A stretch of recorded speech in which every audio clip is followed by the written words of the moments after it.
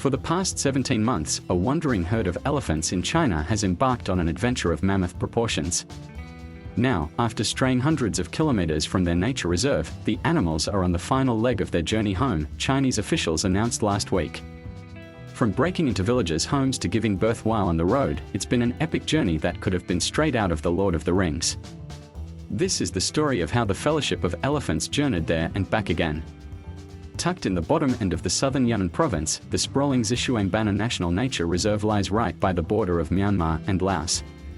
A lush tropical forest that stretches for about 241,000 hectares, about 1.5 times the size of London, it is home to most of Yunnan's endangered Asian elephants.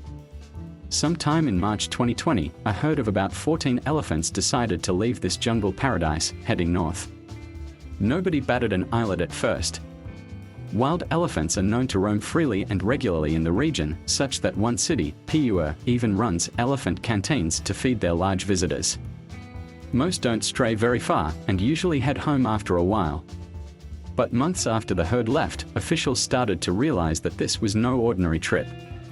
This realization literally hit home earlier this year when reports emerged of the elephants crashing into people's houses, munching on their crops, and guzzling their water. CCTV footage of the elephants wandering around the streets of various cities also went viral. Even now, experts remain baffled by their behavior. But in a paper due to be published soon in the Conservation Letters Journal, a team of China-based experts led by Professor Ahimsa Camposarsois theorized that the elephants left to find more food due to several reasons. One is the growing elephant population, and thus greater competition for food. Thanks to conservation efforts by Chinese authorities, the province has seen its elephant population nearly double over the last 3 decades to about 300. An extreme drought, which lasted for a year up to the elephant's departure, also led food to be more scarce. Others have pointed out that over the decades, deforestation and encroaching farmland have reduced elephants' habitats in China outside protected areas. Authorities have tried to boost forest protections.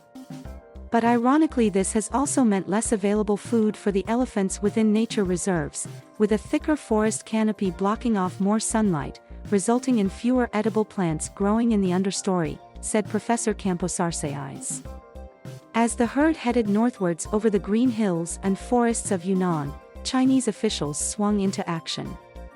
An emergency task force was set up, marshalling a cast of thousands to guide the elephants away from villages and cities. Elephants are known for their voracious appetite, and so far they have wolfed down a staggering 180 tons of corn, bananas, pineapples, and other food laid out for them. Even a side view mirror was torn off by a curious elephant inspecting a vehicle. A fleet of drones tracking the elephants captured some iconic moments, such as a mud bath, a tussle between 2 young elephants, and babies who had slipped into a trench. In April, 2 elephants peeled off and decided to return home. Another one strayed in June, and officials eventually tranquilized and transported him home as they were worried that he would not survive alone. All 3 were males, which usually travel alone. But the tribe welcomed new members too. At least 2 elephants gave birth, according to Professor Camposarsois. Throughout it all, the people of China remained transfixed. The Asian elephants of Yunnan became a household name as their adventures became national news, and villagers lined their route hoping for a glimpse. Every movement was closely monitored not just by the drones but also scientists studying their trails and feces, and even paparazzi live streamers who ate their leftover pineapples. The elephants also got their own celebrity rumor. A claim that they got drunk after consuming tons of corn wine was quickly debunked by experts. By early June, the herd had reached the provincial capital of Kunming, more than 500 kilometers from home and the furthest any Yunnan wild elephant had ever gone. Some began to worry for their survival as they headed to cooler climes and prolonged their interaction with human civilization. Much to officials' relief, the elephants began turning southwards a few weeks later and soon neared the Yuanjiang River. Authorities said that within the herd's immediate radius, only one bridge was suitable for an elephant crossing. The task force sent out thousands of soldiers and workers to lay out food as bait, set up electric fences, create artificial paths, and even sprinkle water on roads to ensure they were cool enough for the elephants to step on. But the animals were less reluctant to follow. What would have been a straightforward 30 kilometers journey turned into a 143 kilometers trek as they wandered off-piste, according to reports. Finally, on the 8th of August, the herd lumbered across the bridge over the Yuanjiang River. Though they were still 200 kilometers away from the Zishuangbana Nature Reserve, local media heralded the start of the final leg of their journey. There is no guarantee that they will make it all the way back home, nor stay for long even if they do. Shen Qingzhong, a senior engineer with the nature reserve, told reporters that it was almost certain that the elephants will start moving north again eventually.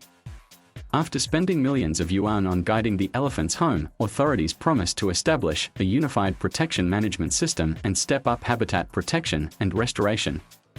Plans to create a national park for the Asian elephants have also been accelerated.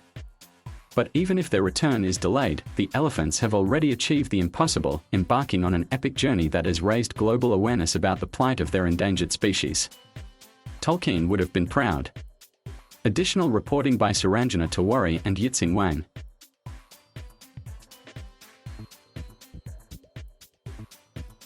Thank you for watching.